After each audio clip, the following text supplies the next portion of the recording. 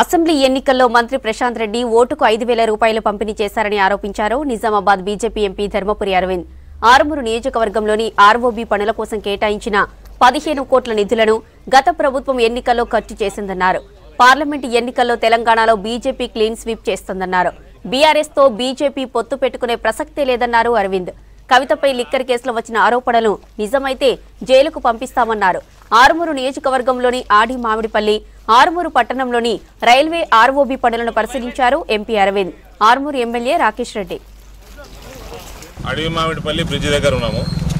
22-23 కోట్ల బడ్జెట్ 5 సంవత్సరాల కింద 2019-20 ప్రాంతంలో 4 సంవత్సరాల కింద మొత్తం ఫండు కేంద్రం ఇచ్చేసింది. రాష్ట్రం రూపాయి లేదు. ఇచ్చేసినాక రైల్వే బ్రిడ్జ్ ఏదైతే ఉందో మెయిన్ బ్రిడ్జ్ ట్రాక్ మీద 6-7 కోట్ల రూపాయలు కట్టేసి ఎప్పుడో సంవత్సరాన్నర అయిపోయింది. ఇక అప్రోచ్ రోడ్లకి పైసలు కేంద్రమే ఇచ్చింది, అది కడతలేరు. 2 సంవత్సరాల నుంచి ఎంబడబడుతుంటే ఇవాళ మనోహర్ రెడ్డి గారు వచ్చిండ్రు, ఉన్నది ఉన్నట్టు చెప్పిండు ఆయన బయట.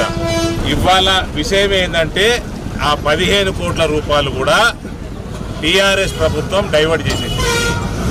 ఇవాళ కేంద్రం కేజీలో వచ్చిన నిధులు మొత్తం ఈ బ్రిడ్జ్ కోసం డైవర్ట్ అయిపోయింది. లక్షల కోట్లు అప్పులు చేసి, లక్షల కోట్లు డైవర్ట్ చేసేసి, లక్షల కోట్లు కల్వకోట్ల కుటుంబం మింగి రాష్ట్రాన్ని భ్రష్టు పట్టించి ఇవాళ కాంగ్రెస్ ప్రభుత్వం వచ్చింది. వాళ్ళు ఫ్రీగా ఎన్నో ఇస్తా అన్నారు. ఎక్కడి నుంచి తెస్తారు పైసలు? ఇప్పుడు డైవర్ట్ అయిపోయిన పైసలు, కేసీఆర్ కుటుంబం మింగిన పైసలు వాపస్ తెచ్చి ప్రాజెక్టు కంప్లీట్ చేస్తారా?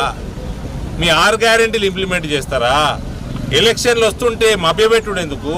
ఏ లెక్కతోటి అయితే అండి పోయినోడు మొత్తం భ్రష్టు పట్టించిండు. వచ్చిన వాళ్ళు ఎట్లా చేస్తారు? ప్రశాంత్ రెడ్డి ఓడిపోయి వాళ్ళ ప్రభుత్వం పోయి ప్రశాంత్ రెడ్డి మంత్రి ఉద్యోగం పోయినాక ఇవాళ బయటపడుతున్నారండి. వీళ్ళు 15 కోట్లు తెచ్చి నాకు ఆరుమూరు కాడ బ్రిడ్జ్ కట్టిమంటే ఇస్తాడా వెంకటరెడ్డి అన్న? అడుగుదాం రాకేష్ రెడ్డి బాయ్, నువ్వు నేను పోయి కోమటిరెడ్డి వెంకటరెడ్డి అన్నని చేతులు జోడించి అడుగుదాము. ఎడుకలను తెచ్చి జల్లిచ్చేయాలి. ఏడుకెళ్ళి తెస్తారండి.